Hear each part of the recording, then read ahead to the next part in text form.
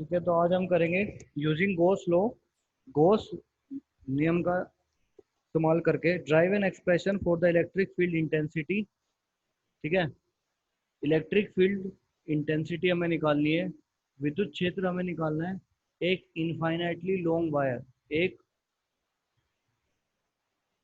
अनंत लंबाई का एक तार है, ठीक है, उस पे हमें विद्युत क्षेत्र निकालना है। तो हम अनंत लंबाई का एक तार ले लेते हैं, ठीक है, उस पर हमें विद्युत क्षेत्र निकालना है, विद्युत तीव्रता हमें निकालनी है, जिसका लीनियर चार्ज डेंसिटी लैम्डा है। ठीक है, जो रेखीय, ठीक है, जो रेखीय आवेश इसका लीनियर चार्ज डेंसिटी वो है लैम्डा। तो इस तरीके का हमारा वायर है जो इनफाइनाइटली लॉन्ग है। ठीक है, और ये जो वायर होता है ये इस प्रकार से सिलेंडर के फॉर्म में होता है। इसकी लेंथ है L, ठीक है, इसकी लंबाई है L, और इसकी जो तीन फेस है इसके, एक फेस ये होगा इसका ऊपर की तरफ जहां पर हमने DS2 लिखा है, जो सरफेस है इसका, ठीक है, इसका जो सरफेस है वो DS2 है, और यहाँ पर एक सरफेस हमने लिया है उसको बोला है हमने DS1। और इसकी जो इलेक्ट्रिक फील्ड होगी वो बाहर की तरफ होगी, तो यहाँ से भी क्या होगी, इलेक्ट्रिक फील्ड इसकी बाहर की तरफ होगी E2, ये E1 है, और तीसरा फेस है इसका नीचे की तरफ। ठीक है, तो हमने छोटे छोटे सरफेस हमने ले लिए हैं DS3, और इसकी इलेक्ट्रिक फील्ड जो विद्युत क्षेत्र है इसका वो बाहर की तरफ है, क्योंकि पॉजिटिव है, पॉजिटिव से बाहर की तरफ हमारा विद्युत क्षेत्र होगा। सब लोग वीडियो रखेंगे अपनी। ठीक है, तो इस तरीके से हमारे पास तीन सरफेस हैं। ठीक है, एक ऊपर वाली सरफेस है जिसको मैंने S2 बोला है, एक बीच वाली सरफेस है जिसको S1 बोला है, ठीक है, और एक सबसे नीचे वाली सरफेस है जिसको S3 बोला है। ठीक है, तो एक अनंत लंबाई का इनफाइनाइटली लॉन्ग वायर है, इसकी लीनियर चार्ज डेंसिटी लैम्डा है। ठीक है, रेखीय जो विद्युत क्षेत्र है वो हमारा लैम्डा है। तो यहाँ पर इनफाइनाइटली हमने तीन सरफेस इसको मान लिया है। तो पहले सरफेस पर जो हमारा ये है, तो इसका छोटा सा हमने सरफेस इसको लेट किया है, तो इसकी इलेक्ट्रिक फील्ड और जो सरफेस है दोनों समान दिशा में होंगे, बट यहाँ पर 90 डिग्री बनाएगा सरफेस के साथ विद्युत क्षेत्र, और यहाँ पर भी 90 डिग्री बनाएगा, क्योंकि जो विद्युत क्षेत्र है उसकी डायरेक्शन फिक्स है, क्योंकि जो पॉजिटिव चार्ज है पॉजिटिव चार्ज से बाहर की तरफ उसका विद्युत क्षेत्र होता है। और जो सरफेस होता है, ठीक है, तो ये सरफेस है ऊपर की तरफ है ये हिस्सा, तो जो सरफेस वेक्टर होगा वो हमेशा 90 डिग्री पर होगा सरफेस के, तो यहाँ पर भी 90 डिग्री है, यहाँ पर भी 90 डिग्री। ठीक है, तो इस तरीके से जो हमारा DS1 होगा,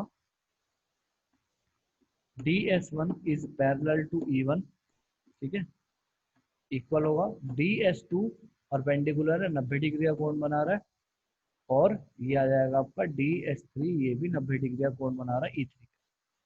ठीक है, तो दो पैरेलल है और दो आपके परपेंडिकुलर हैं, तो उस हिसाब से हम फ्लक्स के फॉर्मूले से लेकर चलेंगे, क्योंकि गॉस लॉ का हमें क्या करना है, यूज करना है। तो गॉस लॉ क्या कहती है, फ्लक्स E पूरे सरफेस पर S1 E1 dot DS1 plus, तीनों को हम क्या निकालेंगे, फ्लक्स निकालेंगे, यहाँ का फ्लक्स, यहाँ का फ्लक्स और यहाँ का फ्लक्स।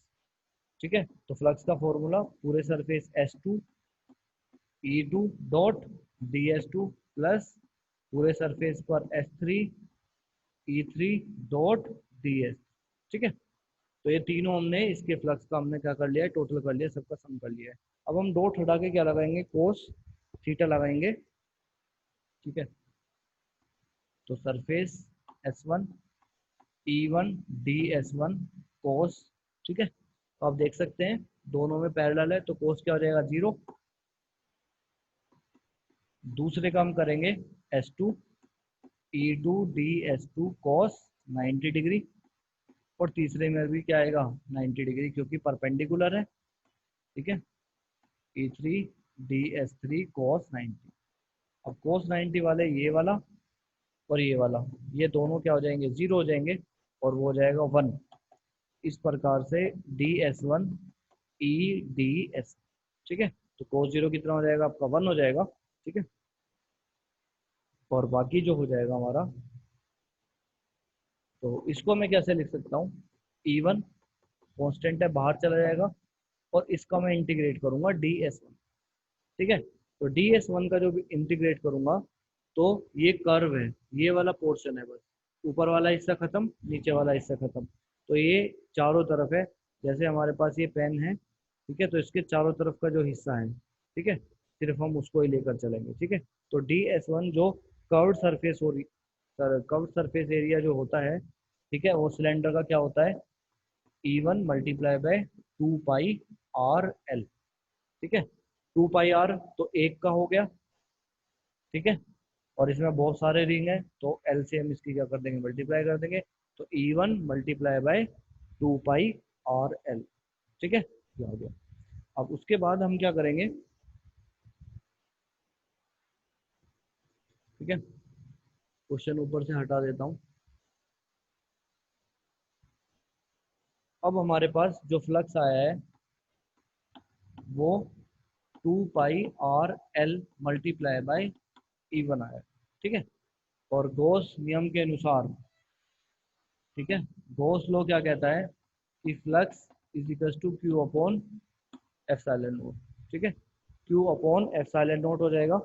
ठीक है, तो वहां से हम क्या करेंगे, क्यू की जो वैल्यू है वो हम पुट करेंगे, क्योंकि मैंने आपको बोला था सरफेस जो लाइन चार्ज डिस्ट्रीब्यूशन है वो लैम्डा है, तो लैम्डा क्या कहता है, D Q upon D L.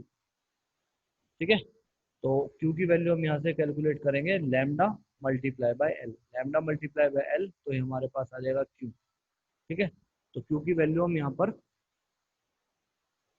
डाल देंगे, तो फ्लक्स की वैल्यू डालेंगे और क्यू की भी वैल्यू डालेंगे। ठीक है, फ्लक्स की वैल्यू ऊपर से डालेंगे, E1 multiply by 2πr l, 2πr l, और ये क्यू हो जाएगा pi L, lambda L upon epsilon. इससे ये कैंसिल हो जाएगा, और हमें निकालना है विद्युत क्षेत्र, तो E1 बराबर लैम्डा अपॉन 2π ε0r। ठीक है, ये हमारे पास फाइनल एक्सप्रेशन आ जाएगा।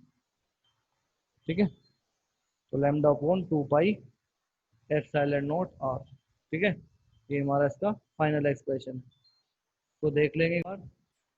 और नेक्स्ट टॉपिक आपका ये है कि गॉस लॉ से हमें कैलकुलेट करना है इलेक्ट्रिक फील्ड, विद्युत क्षेत्र कैलकुलेट करना है, और यूनिफॉर्मली चार्ज स्फेरिकल शेल, मतलब जो यूनिफॉर्मली चार्ज है, एक समान उसके ऊपर आवेश है, और वो गोलाकार खोल है। ठीक है, तो गोलाकार खोल का मतलब है ये स्फेरिकल शेल है। ठीक है, ये गोलाकार खोल है, इसके ऊपर जो चार्ज है वो एक समान है, जो आवेश है वो एक समान है, तो इसका जो विद्युत क्षेत्र होगा,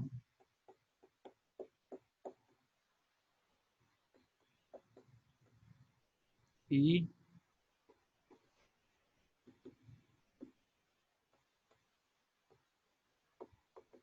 ठीक है, इस तरीके से होगा, बाहर की तरफ इसकी विद्युत क्षेत्र होगी। तो बाहर हमें एक बिंदु है पी, ठीक है, तो इस तरीके से हम इसको बना लेंगे, यहाँ पर एक बिंदु है पी, इस पर हमें इलेक्ट्रिक फील्ड जो है विद्युत क्षेत्र निकालना है। तो by Gauss law calculate the electric field due to a uniformly charge spherical shell. ठीक है, एक गोलाकार खोल है, उसके अंदर आवेश है, उसके बाहर एक पॉइंट है पी, वहां पर हमें क्या करना है, उसका विद्युत क्षेत्र निकालना है। ठीक है, जब गोलाकार वस्तु होती है, ठीक है, तो उसका हमने जो त्रिज्या उसकी ली है, जो रेडियस है वो r है, और इस पॉइंट की जो डिस्टेंस है वो स्मॉल r है, पी पॉइंट। ठीक है, तो ये पी पॉइंट जहाँ पर बाहर है, इसकी डिस्टेंस सेंटर से r है, और इसका जो रेडियस है वो कैपिटल R है। ठीक है, इस पर जो डेंसिटी होगी वो सिग्मा होगी। ठीक है, क्योंकि 2D है तरीके से, तो इसको सिग्मा होगी, जो इसकी सरफेस चार्ज डेंसिटी होगी, तो उसके अनुसार सिग्मा के अनुसार sigma is equals to D Q upon D S, ये हमने पढ़ा था, sigma equals to D Q upon D S, और D Q upon D S के अनुसार जो सरफेस है हमारा, ये गोलाकार जो खोल है, इसका जो सरफेस होगा बाहर का, वो D Q upon 4 pi r² होगा। तो डी क्यू हमारा कितना हो जाएगा, सिग्मा 4 पाई r²। ठीक है, तो इस पर जो छोटा सा आवेश होगा वो हमने निकाल लिया डी क्यू सिग्मा, ठीक है, 4 पाई r²। ठीक है, अब हम इसका क्या निकालेंगे, फ्लक्स निकालेंगे सरफेस का। ठीक है, क्योंकि हमें इस बिंदु पर निकालना क्या है, विद्युत क्षेत्र हमें निकालना है इसका। ठीक है, विद्युत क्षेत्र निकालने के लिए हम इसका फ्लक्स निकालेंगे। ठीक है, तो जो फ्लक्स का फॉर्मूला होगा वो कितना होगा,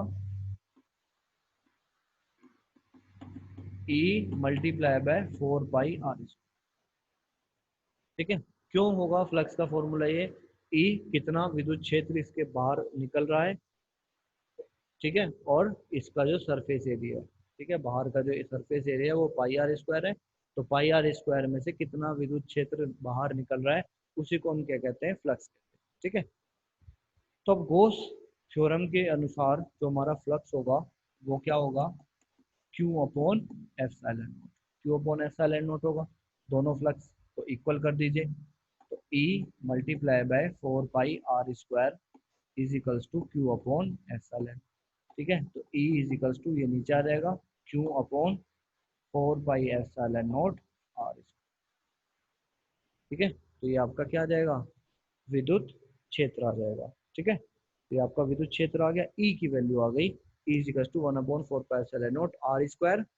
तो ये जो आपका विद्युत क्षेत्र आया है, ठीक है, तो ये आपका इस बिंदु पर आया है, पी पर। ठीक है, तो पी पर आपका इलेक्ट्रिक फील्ड आया है। अब नेक्स्ट है आपका when point P lie on the spherical shell. ठीक है, तो ये था स्फेरिकल शेल के बाहर।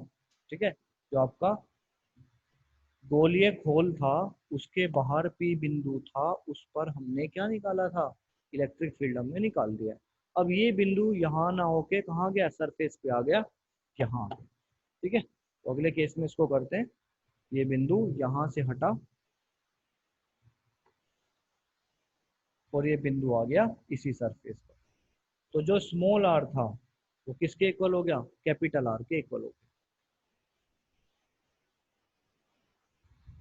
ठीक है, तो आर इक्वल्स टू आर, क्योंकि बिल्कुल सरफेस पर आ गया। तो सरफेस पर निकालने के लिए हम क्या करेंगे, जो फ्लक्स था हमारा वो हमने निकाला था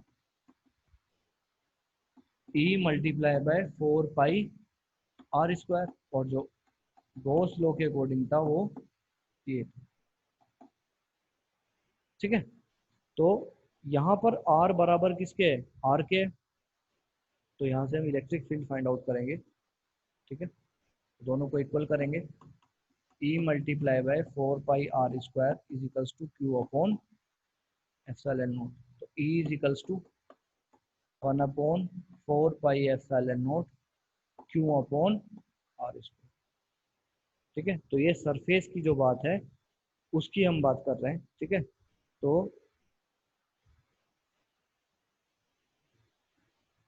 अब जो सिग्मा हमने लिया था वो कितना लिया था, DQ/4 पाई r²। ठीक है, तो इसको इधर करेंगे, सिग्मा ×4 पाई r² बराबर क्यू। तो ये क्यू की वैल्यू ही आ गई। अब क्यू की वैल्यू आप क्या करेंगे, यहाँ पर पुट कर देंगे इस इक्वेशन में। इस इक्वेशन में जब पुट करेंगे तो E is equals to 1/4 pi ε0, Q की वैल्यू है sigma 4 pi r² upon r²। r² से r², 4 पाई से 4 पाई कट जाएगा, E बराबर सिग्मा अपॉन एप्सिलॉन। तो E equals to sigma upon epsilon naught आ गया। तो ये है सरफेस पर जो तुम्हारा विद्युत क्षेत्र है। अगर बिंदु P सरफेस पर आ जाता है, इस गोल खोल के सरफेस पर आ जाता है, स्फेरिकल शेल के सरफेस पर आ जाता है, तो इलेक्ट्रिक फील्ड होगी इतनी। और अगर सरफेस से बाहर होता है तो इलेक्ट्रिक फील्ड होगी ये।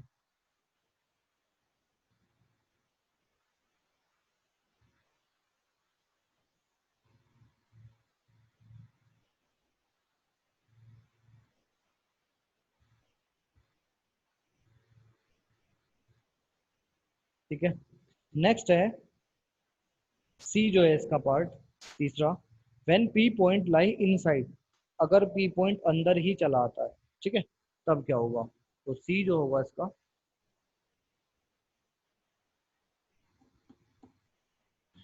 When P point lies inside,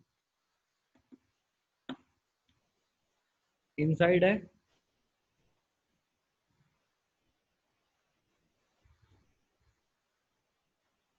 तो ये हमारा स्फेरिकल शेल है, इस पर यहाँ पर सरफेस पर आवेश है,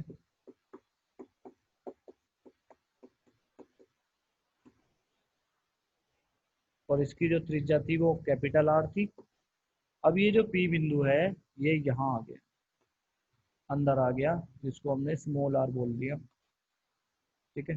तो यहाँ पर इसका क्या निकालना है, विद्युत क्षेत्र हमें निकालना है, ठीक है। अब विद्युत क्षेत्र निकालने के लिए हमें क्या करना होगा, फॉर्मूला लगाना पड़ेगा, ठीक है। अंदर का लगाना पड़ेगा, तो अंदर का जो फ्लक्स होगा वो E multiply by 4 pi small R square. Small R इसलिए लिया है क्योंकि ये पी पॉइंट अंदर है, सरफेस पर जब लिया था तो कैपिटल आर लिया था, बाहर जब लिया था तब भी हमने कैपिटल आर लिया था, ठीक है। अब गॉस लॉ के according Q upon epsilon not होगा, ठीक है।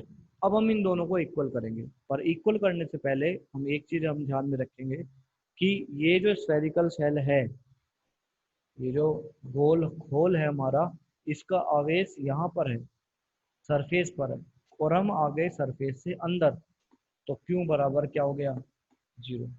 मतलब अंदर आवेश नहीं है, वो सरफेस पर था, ठीक है। और अंदर जब आवेश नहीं है तो ये दोनों हम इक्वल करेंगे, E multiply by 4 pi R square equal to Q upon epsilon naught, तो ये क्या हो जाएगा हमारा 0, ठीक है। 4 पाई आर स्क्वायर बराबर 0, ठीक है। ये पूरा का पूरा आपका 0 हो जाएगा क्योंकि चार्ज नहीं है, तो इस प्रकार जो ई हो जाएगा हमारा वो भी क्या आ जाएगा, 0 आ जाएगा। तो इलेक्ट्रिक फील्ड जो विद्युत क्षेत्र है वो 0 होगा। तो हमने 3 केस करे हैं, एक पहला केस किया है बाहर, दूसरा केस किया है सरफेस के ऊपर, और तीसरा केस किया है सरफेस के अंदर। तो बाहर जो इलेक्ट्रिक फील्ड थी वो हमने पहले में कैलकुलेट करी, दूसरे में सरफेस पर, तीसरे में ये। तीसरे में अगर कोई भी बंद गोलीय होल है, गोलीय खोल है, तो उसके सरफेस पर क्या होगा, चार्ज होगा सिर्फ सरफेस पर, अंदर आवेश नहीं होगा। जब अंदर आवेश नहीं होगा, चार्ज नहीं होगा, तो क्यू बराबर क्या हो जाएगा, 0। ये पूरी क्वांटिटी 0 हो जाएगी। जब इसको दोनों को इक्वल पुट करेंगे तो क्या आएगा, इलेक्ट्रिक फील्ड भी 0 आएगा। तो electric field inside a conductor is 0, conductor के अंदर, ठीक है। तो इलेक्ट्रिक फील्ड क्या होगी, 0 होगी, क्योंकि वहां पर कोई भी चार्ज नहीं होता। तो चार्ज होता कहाँ है, सरफेस के ऊपर।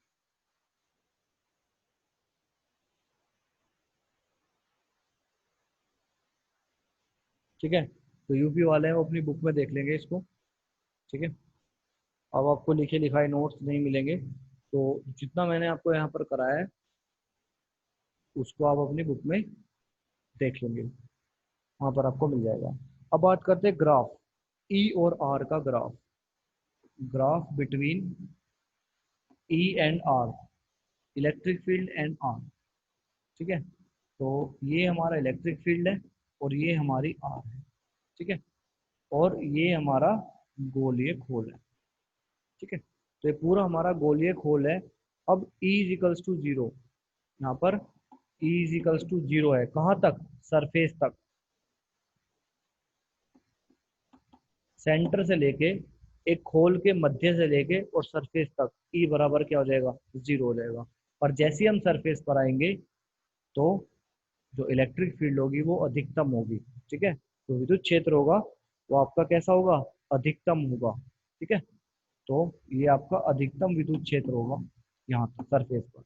परंतु सरफेस के बाद जैसे जैसे हम दूरी बढ़ाते जाएंगे, क्योंकि E is inversely proportional to R square, ठीक है। तो E इनवर्सली प्रोपोर्शनल है आर स्क्वायर के। तो यहाँ पर हमने सरफेस पर जो इलेक्ट्रिक फील्ड हमने निकाली थी वो 1/4 pi epsilon not Q upon capital R square निकाली थी। अभी अभी हमने जो निकाली है वो कैपिटल आर स्क्वायर निकाली है। तो जैसे जैसे हम दूरी बढ़ाएंगे, जैसे जैसे हम इसकी त्रिज्या त्रिज्या तक तो ये हो गया इस बिंदु पर जो इलेक्ट्रिक फील्ड है, क्योंकि ये तो यहाँ पर है सरफेस पर, ठीक है। तो सरफेस की इसकी जो त्रिज्या है वो कैपिटल आर है, तो उसकी तो इलेक्ट्रिक फील्ड ही हो गई। पर जैसे जैसे हम दूरी बढ़ाएंगे, ये जो पी बिंदु मैंने लिया था उसकी जो दूरी थी वो कितनी थी, आर थी। तो जैसे जैसे डिस्टेंस बढ़ाएंगे वैसे वैसे जो विद्युत क्षेत्र है वो कमजोर होता चला जाएगा। तो ये इसका ग्राफ बनाने के लिए आपको आता है, ठीक है। इतना आप कर लेंगे इसको।